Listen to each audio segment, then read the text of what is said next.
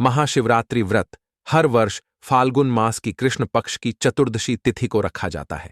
ये व्रत भगवान शिव और माता पार्वती को समर्पित है। कहा जाता है कि इस दिन माता पार्वती और भगवान शिव जी का विवाह संपन्न हुआ था। मान्यता है कि महाशिवरात्रि के दिन भगवान शिव की पूजा व व्रत करने से सभी कष्ट दूर हो जाते हैं और भगवान शिव का आशीर्वाद प्राप्त होता है। अगर आप महाशिवरात्रि का व्रत रखने जा रहे हैं तो इस दिन पूजा करके महाशिवरात्रि व्रत कथा अवश्य सुननी चाहिए। प्राचीन काल में चित्रभानु नामक एक शिकारी था। वह शिकार करके अपने परिवार का भरण पोषण करता था। उस शिकारी पर साहूकार का कर्ज था, लेकिन वह उसका कर्ज समय पर नहीं चुका पाया। फिर साहूकार ने शिकारी को शिव मठ में बंदी बना लिया। जिस दिन उसे बंदी बनाया गया उस दिन शिवरात्रि थी। चतुर्दशी के दिन उसने शिवरात्रि व्रत की कथा सुनी और शाम होते ही साहूकार ने उसे अपने पास बुलाया और आरण चुकाने के बारे में कहा। उसके बाद वह फिर शिकार की खोज में निकला। बंदीगृह में रहे के कारण वह बहुत भूखा था। शिकार की तलाश में वह बहुत दूर निकल आया। अंधेरा होने पर उसने जंगल में ही रात बिताने का फैसला किया और एक पेड़ पर चढ़ गया। उस पेड़ के नीचे शिवलिंग था जो बेलपत्र के पत्तों से ढका हुआ था। शिकारी को उसके बारे में जानकारी नहीं थी। पेड़ पर चढ़ते समय उसने जो टहनियां तोड़ी वह शिवलिंग पर गिरती रहीं।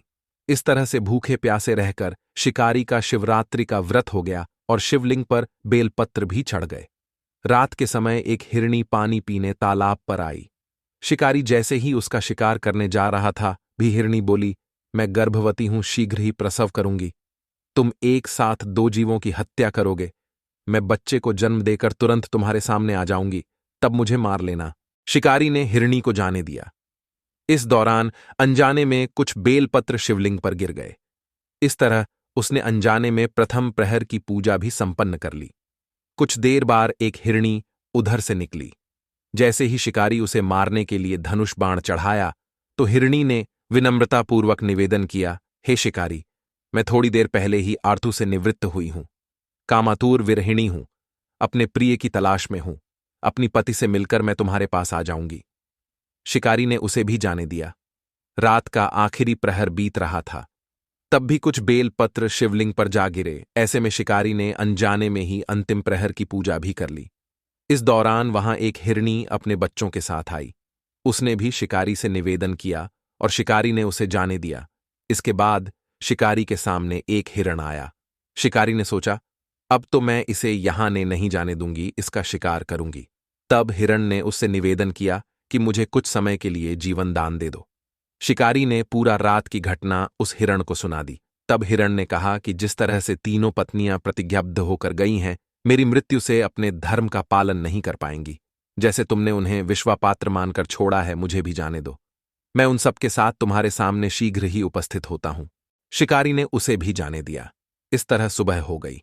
उपवास, रात्रि जागरण और शिवलिंग पर बेलपत्र चढ़ाने से अनजान में ही शिवरात्रि की पूजा पूर्ण हो गई। लेकिन अनजाने में हुई पूजा का परिणाम उसे तत्काल मिला। थोड़ी देर बाद हिरण और उसका परिवार शिकारी के सामने आ गया। उन सभी को देखकर शिकारी को बहुत ग्लानि हुई और उसने पूरे परिवार को जीवन दान दे दिया। अनजाने में शिवरात्रि व्रत का पालन करने पर भी शिकारी को मोक्ष की प्राप्ति हुई। जब मृत्यु काल में यमदूत जीव को ले जाने आए तो शिवगणों ने उन्हें वापस भेज दिया और उसे शिवलोक ले गए।